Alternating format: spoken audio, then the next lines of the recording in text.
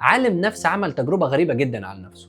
لبس نظارة بتعكس الرؤية، ولما رجع للطبيعي إشارات مخه كلها اتقلبت. سنة 1896 عالم اسمه جورج ستراتون كان عنده سؤال غريب: احنا بنشوف العالم صح ازاي؟ لأن العين في الحقيقة بتستقبل الصورة مقلوبة، والمخ هو اللي بيفسرها ويظبطها ويخليها رسالة احنا نقدر نفهمها. يعني هو اللي بيخلي العالم يكون مفهوم ليه. فقرر يعمل تجربة عن نفسه. لبس جهاز بصري غريب شبه النضارة بيخلي كل حاجة قدامه مقلوبة، اللي فوق يبقى تحت، وفجأة كل حاجة اتلخبطت. ايده ما كانش عارف يمسك بيها اي حاجة، المشي بقى صعب، وابسط حركة الانسان ممكن يعملها من غير تفكير بقى بتاخد مجهود كبير جدا منه. كأنه بيتعلم يعيش من اول وجديد. في البداية كان الموضوع مربك جدا، العالم مش مفهوم والجسم مش متفق مع العين. بس بعد كام يوم حصلت حاجة غريبة جدا، مخه بدأ يتأقلم. مش لأن العالم اتغير، العالم زي ما هو، لكن المخ بدأ يعيد التفسير بطريقة أخرى هو يقدر يفهم. ستراتون بدأ يتحرك أحسن